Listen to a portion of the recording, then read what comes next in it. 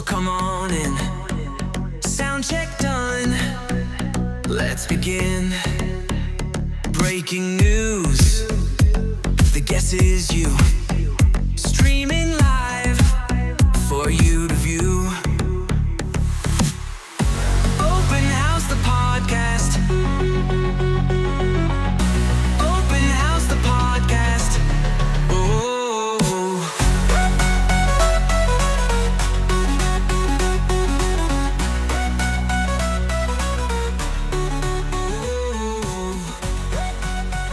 Summer something, everybody. Let's go.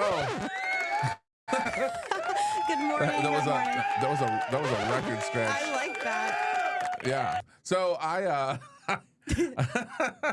so I have to say it's really funny because the illusion that happens, and I'm very proud of us just because I think that was the most chaotic setup that we ever had, and I'm just looking at where levels are at, and we didn't even check mic. We are Nope. ready to rock and roll. We're just doing our best. Yeah, so I just want to, and you have no idea that I'm talking about this because you know it's really funny. Can I mention something that Sure. can we talk about anything? Yeah. All right. Oh, sure. Yeah, I trust you, Johnny. Yeah. So, when Summer and I first started this podcast, she said to me, I always want to know what we're going to be talking about so that I'm prepared. Do you remember this? I do. You're like, I was like, that was a big deal for me because I never wanted to be like not stuck no. or caught off guard. And But I was I'm like, getting used to it. It's I fun. was like, I'll try. And then, for the past almost year, right? I don't know if I've ever actually made that benchmark except for once. I know. I'm like, it is what But it is. yeah, so. you're right. We don't plan about what we're going to talk about. We just come It's in the show. and talk. Yeah, we have the thing. And, That's what makes us different. And that's why I like our podcast. I think it's fun. And then when I explain it to other people and they say, what's your podcast about? I I'm like just telling them this is the podcast. This is the it right here. Yeah. Like this conversation that we're having, this is a podcast. Yeah. It's great. It's It great is. stuff. So we get in here and we're going to talk about a couple different things. I was in Grand Rapids last night, by the way, so we got lots Wow. to talk about. I know, Yeah, like I had no idea. I know you didn't, right? Okay. Welcome back home. Yeah, well, thank you. That's one of the reasons that I have all these. I'm just You're sleepy so today. tired. Yep, that's why I'm drinking this water here. It's good water. Yeah. So the thing that was interesting is we're setting everything up, and you're on the phone with the client, well adjusting the camera for the show and making sure that the angles are right. Yeah. You're explaining HOA stuff on the phone, and then you sit down, and I'm like, "This is it right here, right? This is it. Like, this is what happens when you live a real life. Plus, you have all the responsibilities of an entrepreneur." And then on top of that, you throw a podcast in the middle of the day. You're sitting there trying to make connections and send stuff, and you're like, literally, you were doing all this while setting this up. I know it was a well bit done, chaotic. though. Thank you. I mean, like I said, you got Thank the you. camera. I mean, it's a little crooked, but it's all I was right. gonna say, did I do good with the camera? You did. It mostly shows you, so I think that works the best. That we've taken a poll, and in fact, I could even just sit behind the camera, and I think that it would probably get more views. We would probably need to. I don't know about that. I bet you I do. Okay, you sit behind the camera, and then I will just mouth, but you speak. No, it'll be yes, that would be That would be ventriloquist. quite the podcast. Yeah, I like this idea though. I really do. I think this would be a great It's idea. not a bad idea. No, it is a great We idea. can make a clip. We or could make it a clip. So a couple things that people don't know about, Yeah. and one of them I'm really excited. I don't want to. And again, you didn't know that we were going to talk about this, but I wanted to talk about this. Yeah. You've been able. You've hit a goal.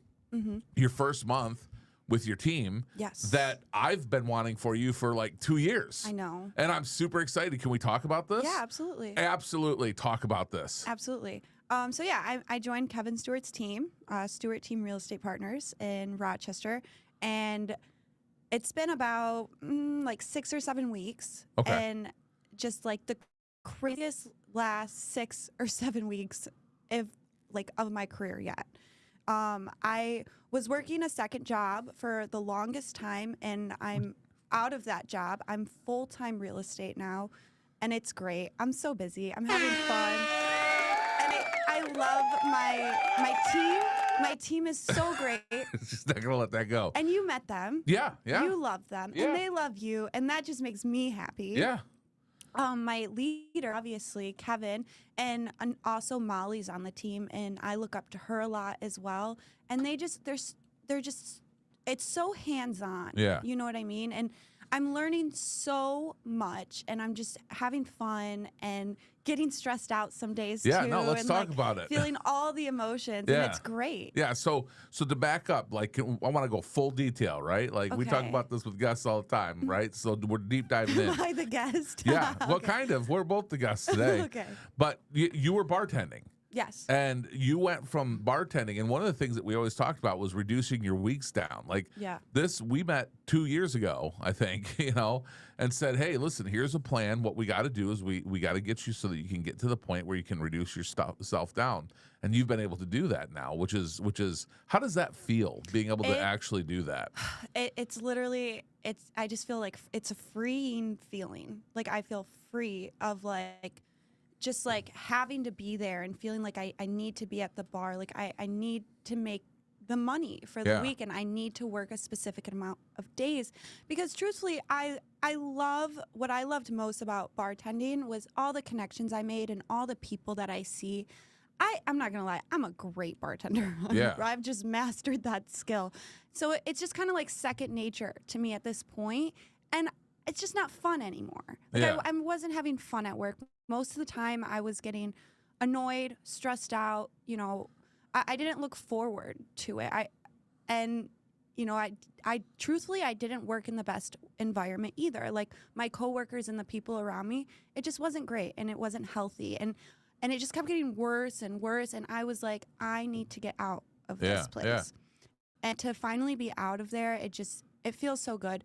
Don't get me wrong. There's so many great things that I've learned being in the service industry. Yeah. And the people, like my bosses, the owners of the restaurant, I will always be so grateful to have known them, and that they taught me core values and like everyday stuff that I'm going to use for the rest of my life. And that even goes into real estate. So Yeah. No, that's great. yeah. And it's it's interesting. It's interesting to hear how fired up you were about all that. And the other thing too, and again, I just want to point this out. It's me and Summer are both on the same type of journeys. Mine's going a lot slower. We'll see. We're not really in a race. Mine's No, a lot it's of not. different journey as well. Yep. But it's one of the reasons why. And look, it's interesting because when people get started in real estate, they look at splits and, well, I got to split things if I join a team and all this other things. One of the reasons why you join a team is if you pick the right team, they're going to propel you forward in your real estate career. That's what a team really should be there to do, right? And you were able to do that, which is great. Again, I'm super happy. Now, here's the scary part though, right? Yeah. You're in real estate now. Yes. So when you have a closing, realistically, I learned this from Steve Stockton years ago. Real estate agents have the emotions of real estate backwards. They are always happy on closing days, when in reality, a closing day should be the scariest and worst day of your life. Yeah. Because that means you don't have another check coming. It's true. So that's when you've got to be like, uh-oh. Are you during the process? So let me just start at the beginning. Part of the reason I am so happy that I joined the Stewart team is everybody on the team. So we also have administrative staff that while I'm out showing homes, I'm prospecting, and we're writing up offers and stuff like that. Once we get an accepted offer, the administrative team, then they are along the whole journey. So they take care and help create, addendums or, whatever it is we may need, make phone calls that we need, because that gives us the freedom to not be stuck on, just one person, one deal, because our job is we need to be out constantly prospecting and looking for new deals. Wow, you really listen to you go. Man, I've been trying to get you to prospect for 2 years. They finally got you going. But the other thing about that too is that once you have cash flow come in, right? That is a motivator itself to really kick your butt and start getting you to go. Yeah. Some people don't make it long enough and they give up before they get that chance because you kind of walked into a lucky deal. I mean, you did. It is what it is, right? Yeah. I mean, truthfully, I've known Kevin for a few years at this point, and it wasn't like I just met Kevin and I joined his team, right? And I believed everything he said. It's like I've really known him at this point, and like we've hung out and we've chatted, and I've met the agents on the team. Yeah. I've met them before I even was going to join the team. Kevin has asked me, for a while he was asking, when are you going to join me? When are you going to join me? And I came to a place where I realized, wow, I do need to make a switch. So I interviewed Kevin. I interviewed Mark Z's team. Yeah, with me. I interviewed Epic with Mike Blake. I interviewed some really, really good teams. Yeah. And I do feel extremely grateful to have got the opportunity. You got me in Mark Z's office. Yeah. Yep. It's a great team. Yeah. Everybody on the team, they're just absolute killers. You Yeah. know, and I know that. Mike Blake, he runs a great team. He, with Epic, he's really advanced. Kevin, he has a great team. So it's like I had to do pros and cons, Yes. and I needed to figure out who I am and where I fit in best. And Yeah. I'm happy with my decision. Yeah. Of course. And, yeah. Yeah, no, and what I think is important to know is that there's a lot of people out there that they might join a team and then within 6 weeks, I'm one of them. So like we're two really good case studies. So like I'm 90 days in now, right? And I don't have a closing. I have stuff written. I've lost stuff. I have 40 clients that I've been given. And so I'm curing, I'm turning through 40 people, but I'm also doing it extreme part-time. The plan is always exactly what you did. That first check that comes in, that is going to finance that first week, and I will be 9 to 5 prospecting that entire time because I can now afford to do that, right? Exactly, yeah. And that's what it's all about. It's that jump start to find that time. And some people, I was talking to Chad about this the other time, some people out there, like you guys have a real big advantage because you don't have payments that the state's expecting you to make. You don't have 4 kids, in a house that you're trying to keep in place. You don't have all those responsibilities weighing on you. I don't. And neither does the majority of people, like new people that are starting on these teams. So us old fogies. Fogies. Yeah, that's an old person term, right? Okay. I think. I don't know. I don't know. Yeah, so, when we've got it, like there's so much that's weighing on your shoulder, and you also have to like, I can't just glide for a second. Like everything has to be precise, And so it's good. This is a really good dynamic, and I hope people caught too, because this is something that I love and I've always loved and I've always wanted.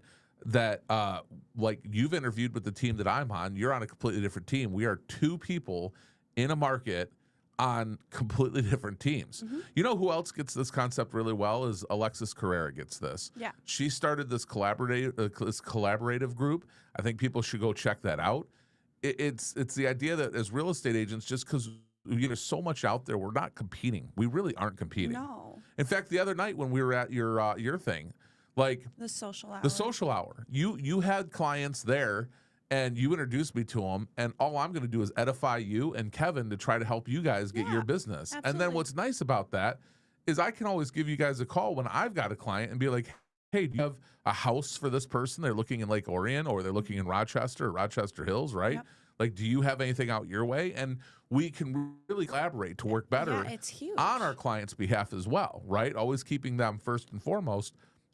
We're able, wow, that was, this water is... There we go. This water is crazy. Nice. I don't know where that came from. That was apparently my body makes noises if I get too serious for too long. It's like a warning, an alarm clock goes off. So then I got to switch everything up. Yeah. I was looking at clouds the other day. Nice. Yeah. No, but you are right. I think you've told me before. It's the same train, just different windows tracks. Yeah, no, I got something like this. that. Yeah, but we're both trains. Yeah, on different tracks. I don't know how that metaphor really Yeah, goes. no, But it's it good. makes sense I like in my it. head. But we're both agents at the end of the day. Yes. Yes, we're on different teams. Yeah. Yes, we're at different brokerages. Yes. But we agents work together. Listen, That's what we do. People don't seem to get this. Even if we were agents on the exact same team, Yeah. like, and we're under the same roof, even if we're under the same broker, right? Well, there's still my client and then your client. Like, what is the difference? Do you see what I'm saying? Yeah, I mean, because we are still two different agents that We still are. need to represent our clients. We just have that relationship. yeah, no, I agree. Yeah. I mean, like on my team, on my team, but like if say Molly's client calls, Yeah. and they need something, and Molly's unavailable, I'm gonna be there to support Molly Yeah. and support her client. Yeah, so let's talk about that a little bit. So a second ago, all right, so Kevin's on vacation. Yeah, the kind of Yeah. Can we talk about this? Sure. I don't, it's the first time I've ever seen you frantic in real estate. No, I'm not frantic. I'm just No, slightly overwhelmed. Summer, that's frantic. You were like, "Ah!" Like Summer was on the phone with the client like 60 seconds into us starting the show. Well, yeah, it's trying just to do her today- hair. Because today it's getting so crunched up, Yeah. and I'm like, but no matter what, like Yeah. I need to make sure like my people are good. Yeah. So like I will fit that in no matter what. 100%. And that's, you got to Mid-hair do what flip, you got to do. Yeah. You know. Yeah. Yeah. No, I get it. No, I love it.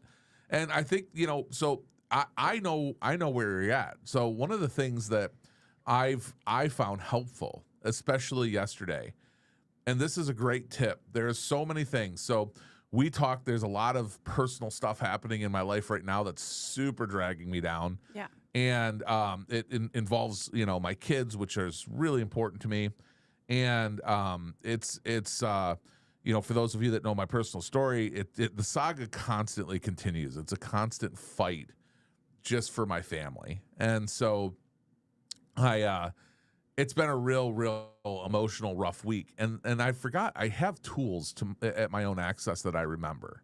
And one of those things that I think when we get super frustrated, I'm trying to fit, making sure that everything is in order. I've got all this family stuff. I have people showing up at my front door. I've got all these things going on. Well, I'm taking leads and I'm trying to work these leads. Now we've got call nights coming up that I got to be a part of, and I should be a part of. And I'm meeting with Chad, and I'm like, bro, I'm letting you down and I'm letting myself down. I can't figure out how to make all this fit. Well, I'm also working during the day because I got bills today that need to be paid in order to, you know what I mean? Like, It becomes more difficult. it's a lot. Yeah, no, I fully understand. So when you've got all that weight on your shoulders and stuff just keeps getting added on, there's one thing that I constantly forget. And the other day I remembered a practice of this, and I hope that this helps somebody or a lot of people out there, because we get really flustered sometimes. A lot gets thrown on us. Last year you went through a lot, right? A lot gets thrown on us. So one of the things that you can do, and you can do this two ways. You can do this physically, which I recommend, or if you're really good and you can get in your own head, you can do this mentally. Physically is still better, but mentally you can do some cool stuff with, if you can really get in tune with your if you can really be mental about it. Yeah. So here's what you do. When you got all this stuff flying at you, we tend to focus on the things that don't matter, and the biggest problem is we focus on what? Stuff we can't control. Yes. So by actually getting all the stuff out of here and putting it down on a piece of paper, we automatically start to organize and realize, listen, there's nothing that we can really do about this. So let's focus on what we can focus on.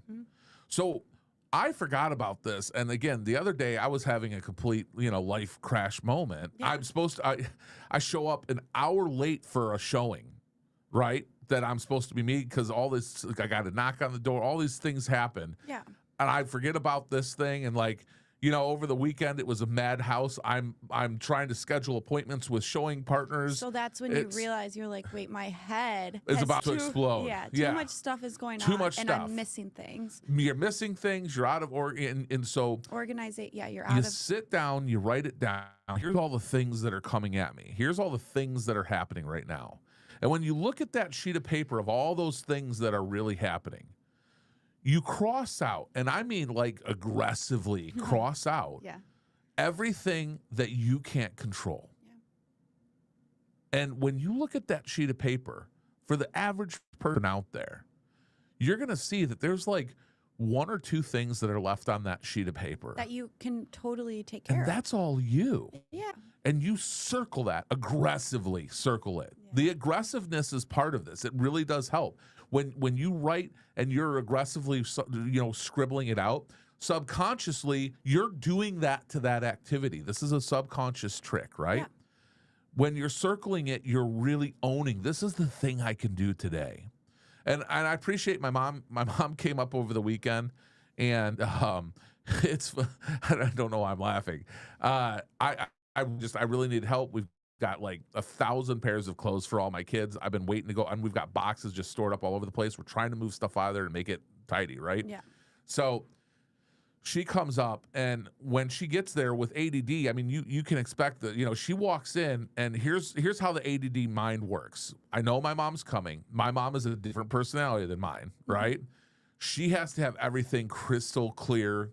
Everything needs to be shining, right? She's told me before she doesn't even show up to my house because if there's a sheet of paper on the floor or dishes are in the or dishes are in the sink because we had breakfast in the morning, like it's too gross for her. And you're like, Mom, stop cleaning my house. Yeah, Like, just hang out with me. Right. But she doesn't want to because she doesn't want to sit in the chair because it's next to the book. Yeah. And my bookshelf, there's books on. I have so many books. There's books on the floor, right? Anyway, it's one of those things, right? Fine.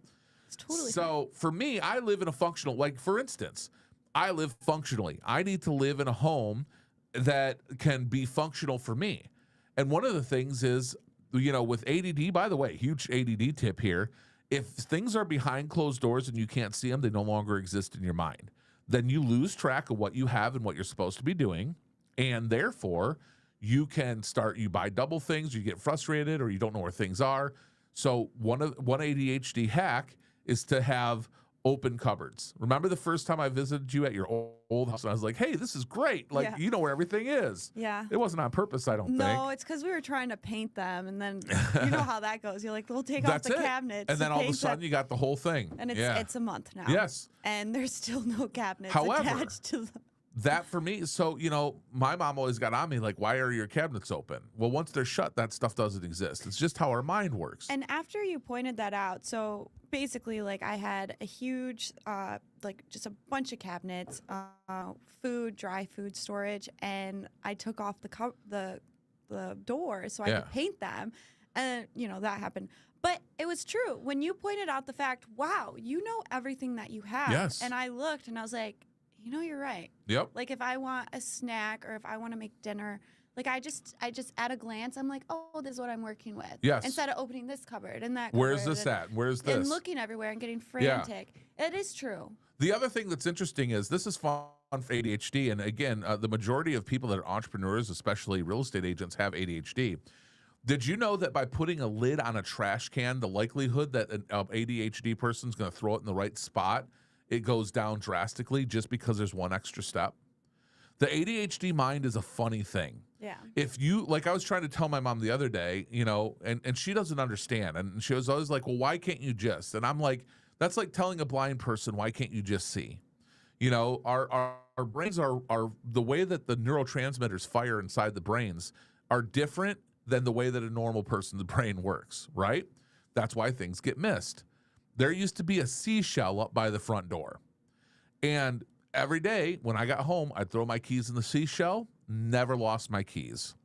When my wife left, she took the seashell. No. Yes. Keys were lost. I've never found my keys again. I was trying to explain this to her because once you have a system, now the question that somebody asks is, why don't you just get another seashell? And we've tried that. I've done different bowls. I have something at my front door right now that you just hang up, but it's not that seashell. The brain skips it for some reason. I don't know. I wish it didn't. I think that sometimes people are like people like my mom don't understand ADHD, and they're like, why don't you just? It's like, don't you think that that's what I want? Yeah. Like, I get your frustration. Don't you understand? I don't want to lose my keys too every day. Yes. So you got to find like a new habit, a new way. I mean, that happened to me even. Yeah. I moved out of my my situation, place that house, I live, home. my Yeah. home, of 7-8 years. It's a long time to live in one place. Yeah. As a younger person. So I moved and everything changes. But it's funny you mentioned the keys.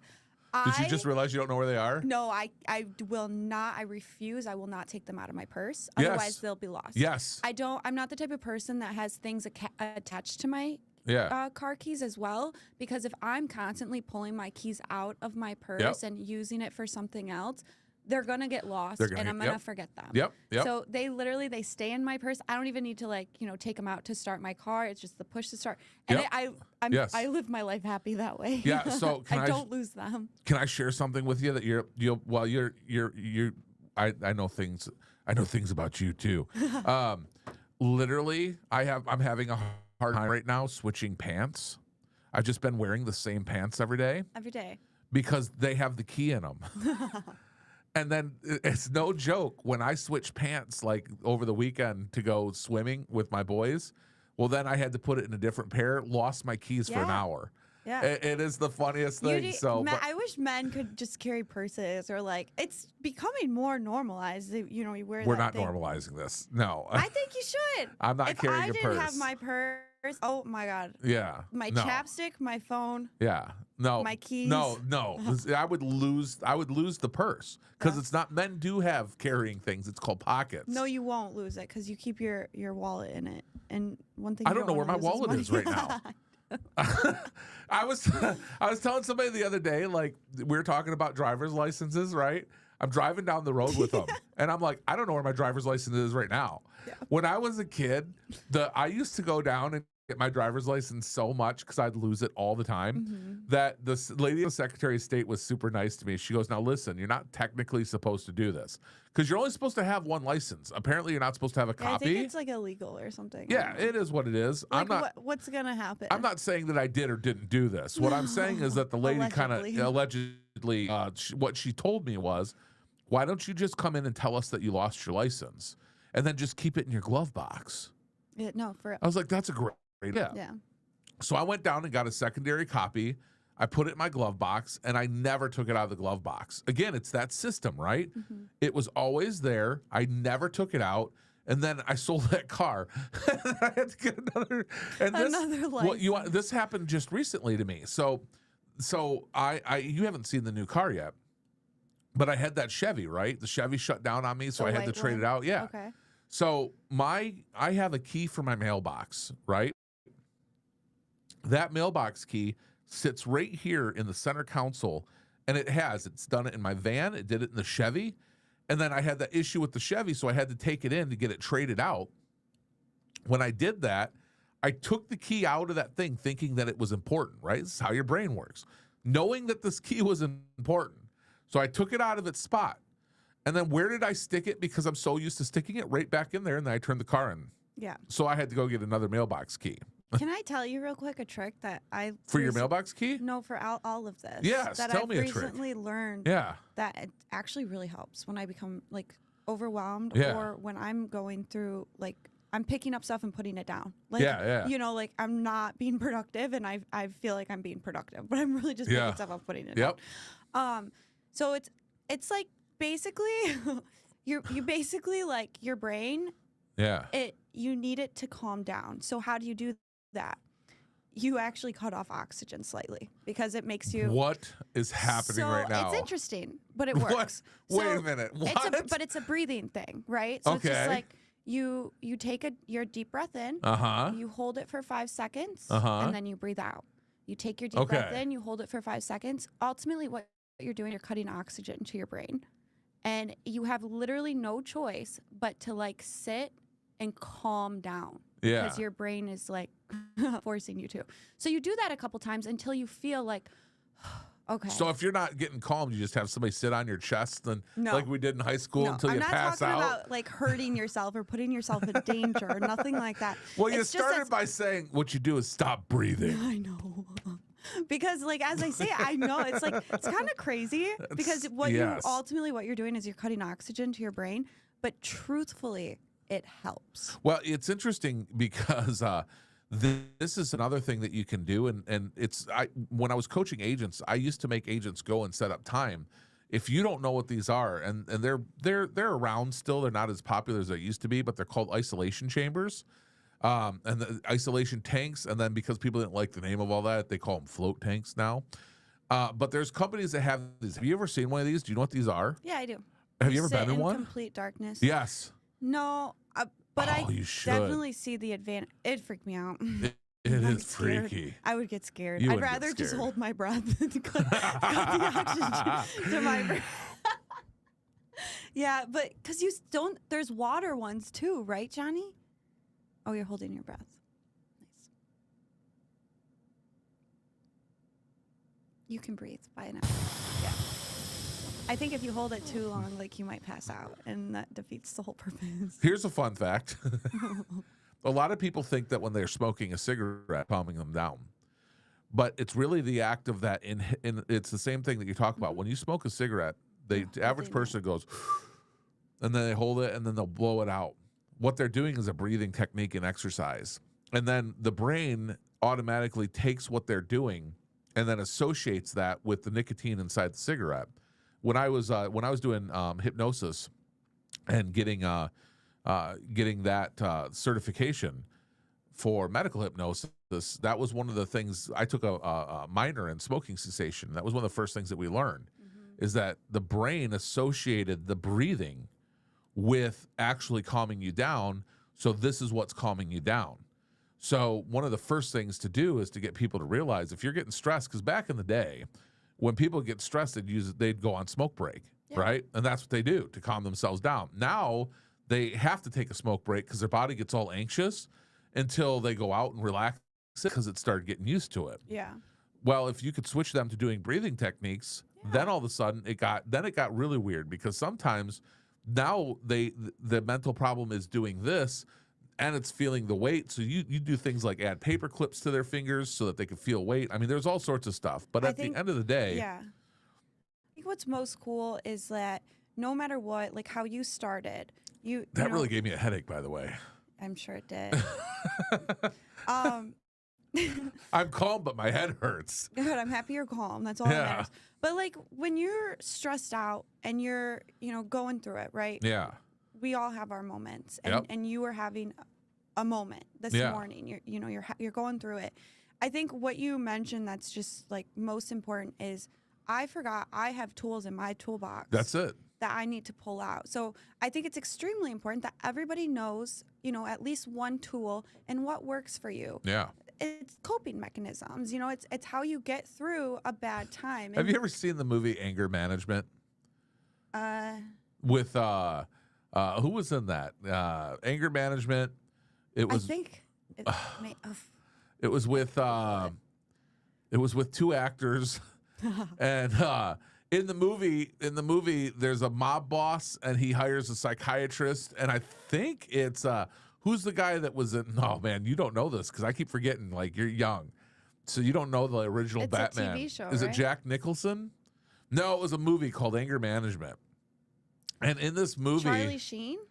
no, it couldn't have been Charlie Sheen. I think it was. That's No. what Google says, maybe.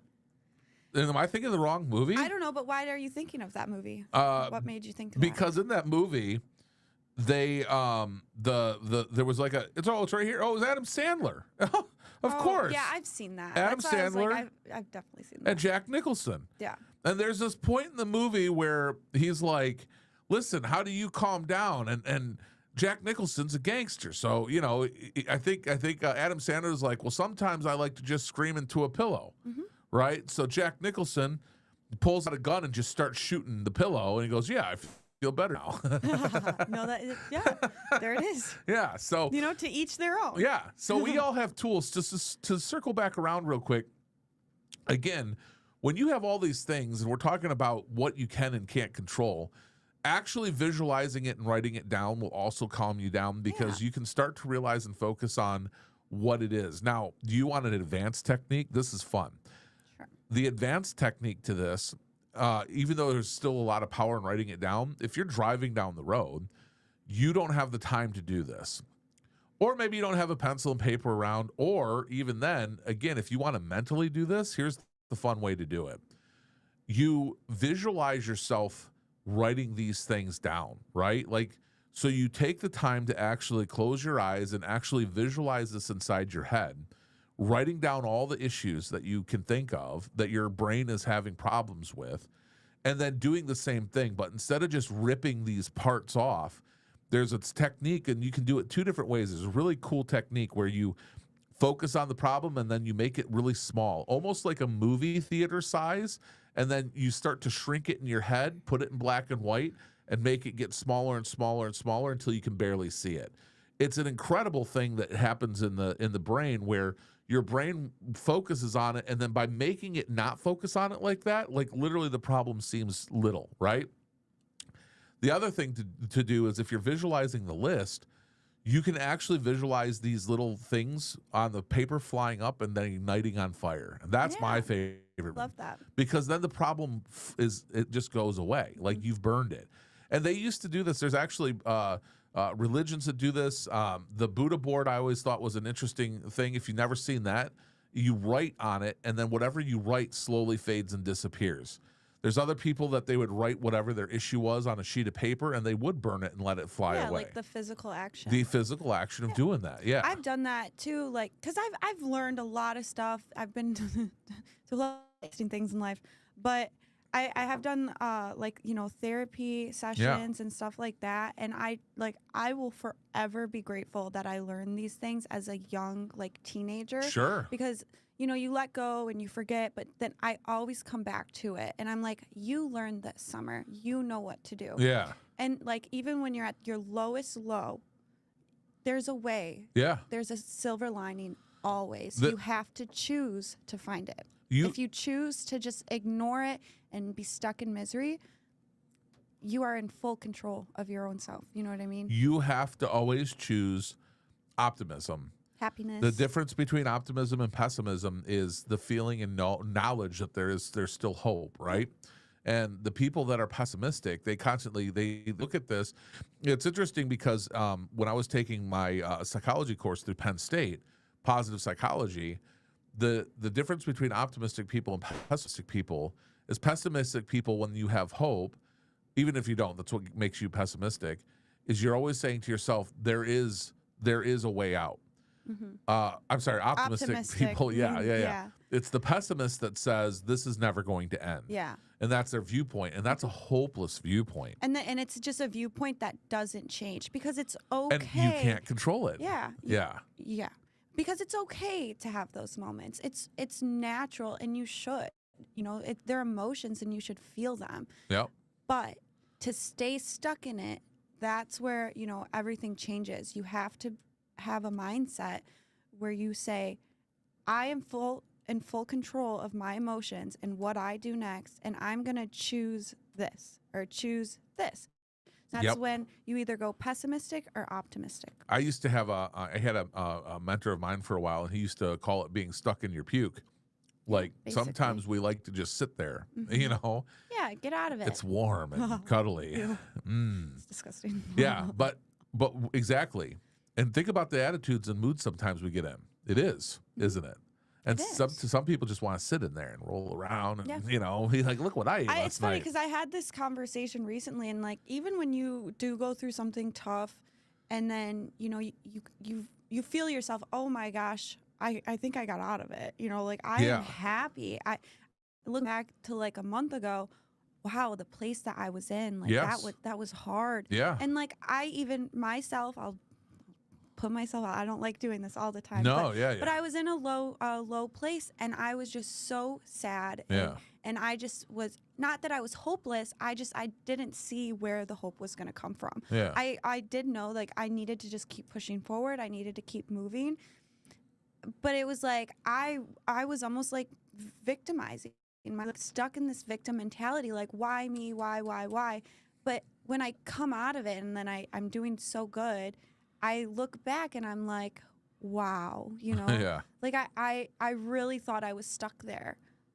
Poor me, you know, poor me that I felt that way, because you weren't. You're never stuck there, and No, 100%.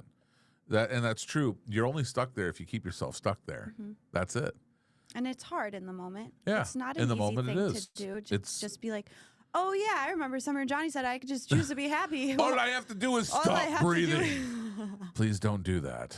Don't do it. I just realized the advice that you're giving people is horrible advice. Just It's cut the oxygen to your brain. cut the oxygen to your Everything brain will be off. Fine. Yeah. No, don't Yeah. do that. I miss do Kurt it with- Cobain. We do have we do have Oh, wrong one. There it is. Somebody out there got that Nirvana joke. I was gonna use Linkin Park instead, but it's their resurgence. It's probably too soon. By the way, if you or somebody that you know is depressed, you should contact the suicide hotline. We'll just put a plug in for them. If you feel like you want to hold your breath forever, please reach out to somebody. What the heck? Summer? oopsie daisy. Yeah, that's what I. Now you realize where. No, it's a breathing technique. It's a breathing. It's Yeah. not suffocation.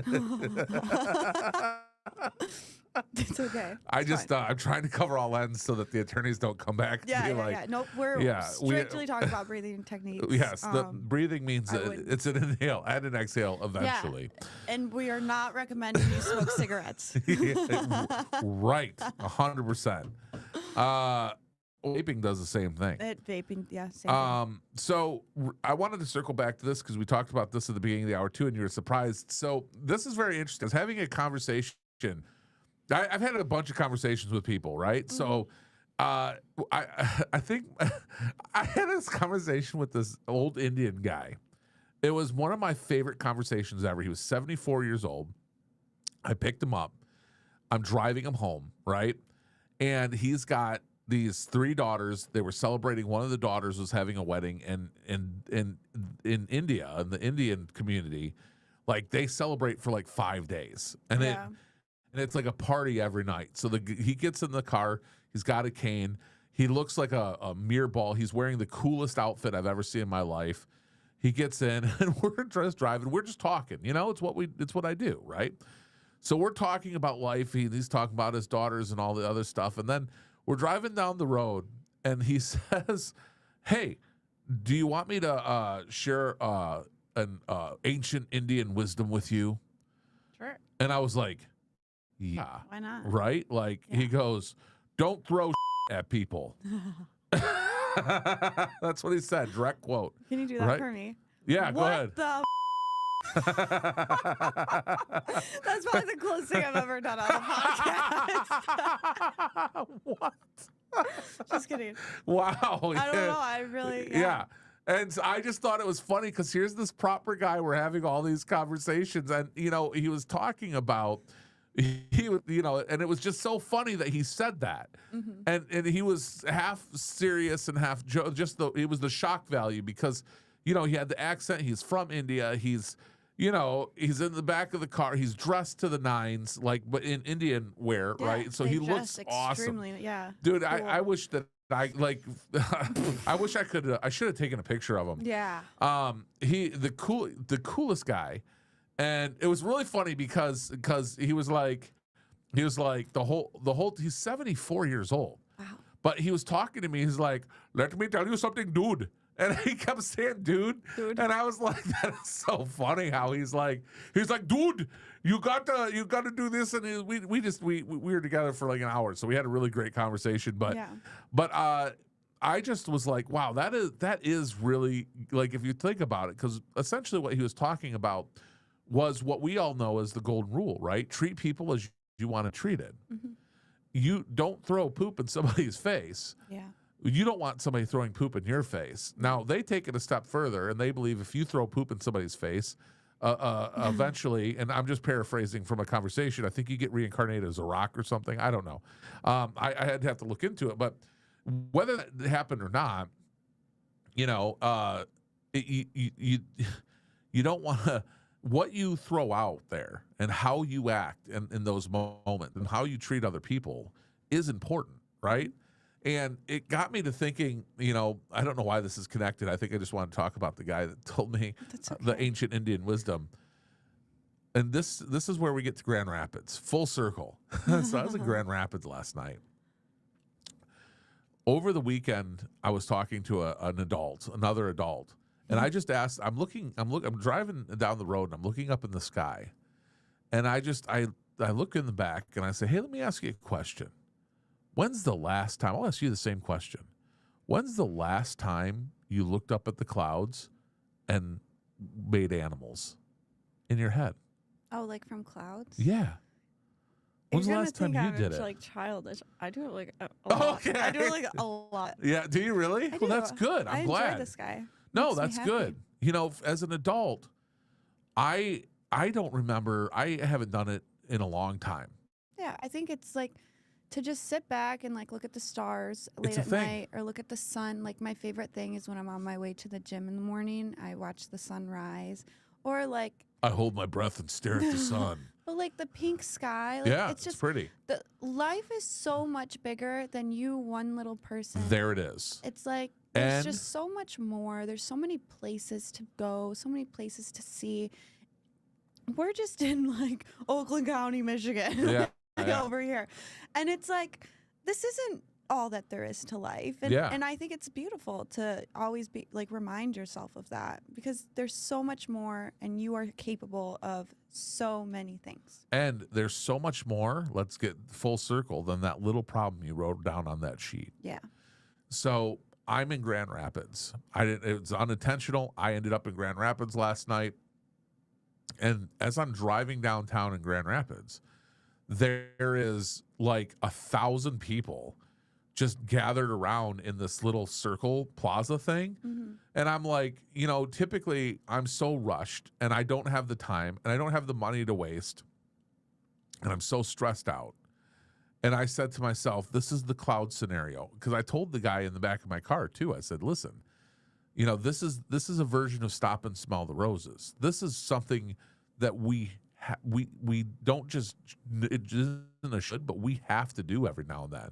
Because if you don't stop to slow down, you're going to speed through life. You're going to be stressed. Like I've listened to so many business professionals, especially entrepreneurs, and they get to the end of their life and they realize that they didn't spend any of their life lifing. Yeah. They spent the whole thing doing this, that, the other, stressed, burnt out, going through relationships. They don't know who their kids are, where they live. And then they just, then they die. I know. And that's actually, it's just so sad. And I try like for myself, I don't want to be that person. Yeah. I don't want to like have all these regrets and like, that's why I went through a really hard phase last year because I realized this is the one life that I get. I'm not going to live it like this. I absolutely refuse.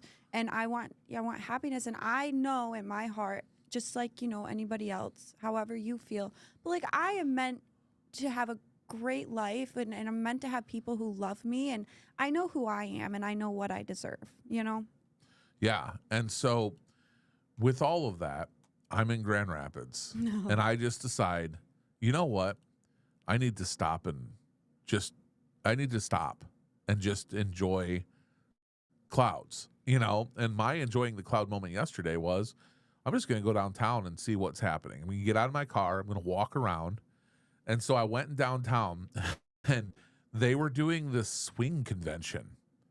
And it was, Okay. yeah, it was the most random thing I ever been caught up in. Swingers.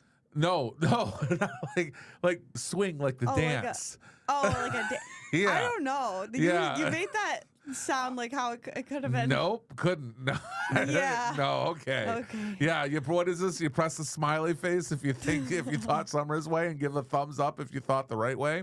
Are you giving the thumbs Everybody's on my side. I No, bet. no way. If I say swing convention and downtown Okay, Grand if we Rapids say in the plaza. swing convention, Wait, you think downtown Grand Rapids, you think what do you think? You think I'm talking about swingers versus I still don't swing know what you meant. swing dancing, swing dancing, line dancing. Okay, yeah. It was literally called the swing dancing convention. Sure, Hang yeah. on, now you're making me What's self-conscious a, on Google, whether what is a it's swing convention? Swing dancing, Grand Rapids. It's right here. It's like the first thing. Swing dance festival. Yeah. All right. Okay, I guess Google answered correctly. Yes. There you go. So this festival is going on because at first I was really confused. Me 'Cause too. I'm walking. Like, why Yeah. are we talking about this? Yeah. Anyway, I'm sorry. Hold your breath. So I'm walking in, and like the first thing that I noticed was that everybody was like a professional dancer, and some dude was playing music. And again, it's a giant pavilion, a plaza thing, right, in downtown Grand Rapids. And I'm like, how do all these people dance so well? I mean, there's 1,000 people out there. It was nuts. And then I finally looked at the banner and saw the big, huge banner, and It's like it's this giant swing thing that they Yeah. do on Tuesday nights. Cool. And it was very cool. It is. And- I've seen that. Like people meet in Rochester. There's Yeah? a place. There's a place in like Utica that people meet. for and you- swing dancing. I don't even know. It's like line dancing. Okay, yeah. I don't know what it's called really, but they do all these different dances, and you watch them. It's the coolest thing. It is really And fun. yeah, I'm like, I want to learn. Yeah, the first thing I thought of was I should have called you last night. The other thing I want to know is, why do all bartenders do this thing? What? You do that too every now and then. And I'm like, I met somebody the other day or yesterday at the thing, and I don't know, somebody sitting next to you just started a conversation, and then she's like, "Oh, I bartend at this thing. You should come see me." And I'm like, I do. Summer does. Everybody does I this. do. Why do you guys all do this? I What don't is know. that thing? I don't know. I was like, it's weird. Maybe it's just a bartender's secret. You Yeah, can't give yeah. out You the don't know secret. why are you scratching people No all the idea. time? You do it. I know I do. Yeah, Now that you- yeah. Hey, Yeah. I know I yeah. do. Hey, it's Sometimes good I to even- see ya. sometimes I I can't even- do it because I don't have nails. Sometimes I even hit you. Yeah. Johnny. Yeah. And I'm like, oh, I'm sorry. I just Yeah. got really excited. Just smacked you in the face. Yeah, it's happened. I know. She's It's letting with all the love. secrets out. I know. It's It's with love. if you need help or you find that you're But anyway, the point is I got home super late last night, but I also came home really fulfilled. I left, I took the 2-hour drive back down the road, middle of the night, windows open, exhausted. But it's fun watching other people have fun and watching other people happy. Yeah. And again, at the end of the day, to wrap the whole thing up, because it is, we got to wrap this up, We do. is what I could control in that instance is what I was going to sit and focus on and worry about. And I decided to give it all up, to sit down and just take some time taking other things in and enjoying the time. Yeah. And being present with where I was currently at It's important. and being okay with that. Slow down life. It doesn't need to go by fast. It goes by fast, too fast anyway. But hey, that's a great place to end. Summer with Tom. All right, guys. I'm not going to mess it up this time. It's time to hit the lights, lock the door, hold the sign. come We on are in. ending the house today. We'll see you at the next one, everybody. Don't forget Let's to. begin. Don't forget to like, follow, and subscribe to Breaking your friends. news. We'll talk to you at the guest is you. We'll see you next week. Streaming live for you to view.